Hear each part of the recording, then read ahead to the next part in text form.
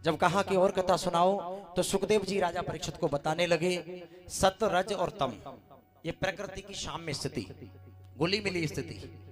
बोले सतगुण सत से ब्रह्मा, सतगुण से ब्रह्मा, और रज से विष्णु और तम से महेश, इन तीनों को उत्पत्ति हुई। सुखदेव जी से राजा परीक्षित ने प्रश्न कर दिया, प्रभु ये बताओ परमात्मा ने किस तरह से अवतार लिया और किस तरह से संसार का सृजन किया और राक्षसों का उद्धार किया, राक्षसों को मार करके अपने धाम के लिए भेजा। सुखदेव जी से राजा परीक्षित ने प्रश्न कर दिया, प्रभु कथा को श्रवण कराए। सुखदेव जी राजा परीक्षित को बताने लगे, सुखदेव जी राजा परीक्षित को बताने लगे, अब मैं भगवान के अवतार की कथा कहता हूं, क्योंकि आपने प्रश्न किया है किस तरह से भगवान ने अवतार लिया, कितने अवतार लिए और कैसे भगवान ने राक्षसों का उद्धार किया। बोले भगवान का अवतार हुआ, पहला अवतार हुआ सनक सनंदन सनातन और सनत कुमार के रूप में, पहला अवतार। दूसरा भगवान का हरि अवतार हुआ। सुखदेव जी बताने लगे भगवान का तीसरा अवतार कपिल अवतार हुआ, कपिल भगवान के रूप में माता देवहूति के गर्भ से, आगे कथा में आप श्रवण करेंगे। चौथा अवतार बराह के रूप में हुआ, भगवान ने बराह का रूप धारण करके हिरण्याकश्यप का बड़ा भाई हिरण्याक्ष उसका वध किया सूकर क्षेत्र स्वरूप में। पांचवा अवतार बताया भगवान दत्तात्रेय के रूप में, और छठवां अवतार बताया धर्म की पत्नी मूर्ति से नारायण भगवान के रूप में, और सातवां अवतार बताया पृथु भगवान के रूप में। सुखदेव जी बताने लगे राजन परीक्षित आठवां अवतार ऋषभदेव के रूप में हुआ, और नवां अवतार यज्ञ से हयग्रीव भगवान के रूप में हुआ, और भगवान का 10वां अवतार मत्स्यावतार हुआ, और भगवान का 11वां अवतार कच्छप रूप से समुद्र मंथन के समय हुआ, और 12वां अवतार नरसिंह रूप, जब प्रहलाद ने नरसिंह भगवान को प्रकट किया, और 13वां अवतार हरि अवतार, वो समय जब गज और गिरा में युद्ध चल रहा था, आगे कथा में श्रवण करेंगे तो हरि भगवान आए, गज को दर्शन दी, गिरा का मान मर्दन किया। 14वां अवतार बताया वामन अवतार, राजा बलि के अहंकार को दूर किया, और 15वां अवतार बताया धन्वंतरी के रूप में जिन्होंने औषधियों का दोहन किया। 16वां अवतार बताया परशुराम के रूप में, और 17वां अवतार बताया प्रभु श्री राम के रूप में। 18वां अवतार बताया वेद व्यास के रूप में, और 19वां अवतार बताया भगवान बलराम के रूप में, और इन्हीं भगवान ने 20वां अवतार भगवान श्री कृष्ण के रूप में लिया। भगवान का 21वां अवतार हुआ भगवान बुद्ध के रूप में, और भगवान का 22वां अवतार हुआ मोहिनी अवतार, और भगवान का 23वां अवतार हुआ हंस अवतार, हंस भगवान के रूप में, और 24वां अवतार अब संत लोग बताते हैं कि ब्राह्मण की कन्या के गर्भ से संबल में भगवान का अवतार होगा। ये संतों की वाणी है, और हम संतों के मत को प्रणाम करते हैं। भाई जिसको जो अच्छी लगे वो मान ले। भगवान के 23 अवतार हुए, 24वां अवतार कलियुग में कलिक अवतार के रूप में बताया। सुखदेव जी बताने लगे राजन परीक्षित,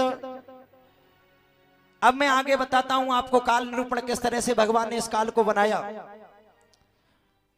सुखदेव जी राजा परीक्षित को बताने लगे राजन परीक्षित, कलयुग की अवधि है 4,32,000 वर्ष, द्वापर की अवधि 8,64,000 वर्ष, त्रेता 12,96,000 वर्ष, और सतयुग 17,28,000 वर्ष।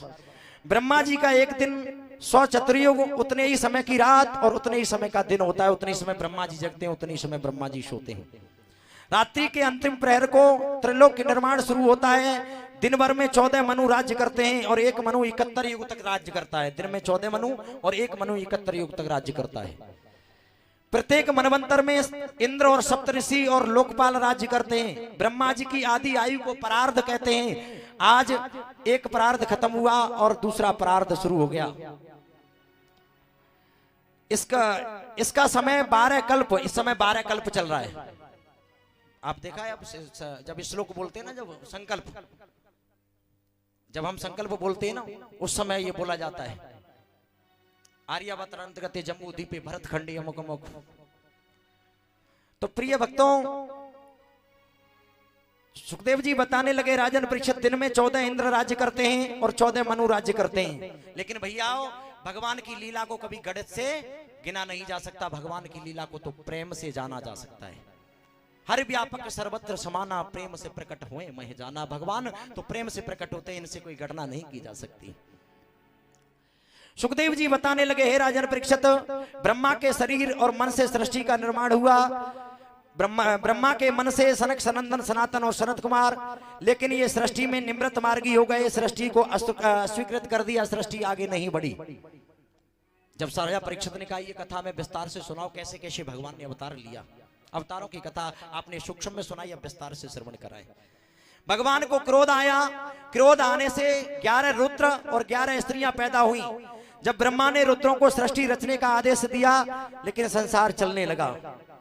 सुखदेव जी बताते हैं, राजन परीक्षित, ब्रह्मा ने तपस्या किया, तप करने के लिए भेजा, फिर अपनी मन से अपने शरीर से सृष्टि को बनाया। मन से मरीचि, आंखों से अंगरा, मुख से अंगरा, आंखों से अत्रि और मुख से अंगरा, कानों से पुलह, नाभि से पुलह और हाथ से क्रतु और चमड़े से भृगु, प्राणों से वशिष्ठ, अंगूठे से दक्ष, जांग से नारद, स्तनों से धर्म और पीठ से अधर्म। कहते हैं ना आपको कि कोई काम करना है तो भैया कम से कम पीठ पीछे कर लेता है, यानी पीठ पीछे अधर्म, पीठ के पीछे अधर्म। हृदय से काम और भौं से क्रोध, नीचे के ओष्ठ से लोभ और मुख से बाणी और गुदा से समुद्र और गुदा द्वार से यम और छाया से करदम। ब्रह्मा जी के चारों मुखों से चारों वेद प्रकट हुए। सुखदेव जी बताने लगे, हे राजन परीक्षित, ब्रह्मा जी की पुत्री है बाणी, जिसको जो अति प्रिय ज्यादा सुंदर थी।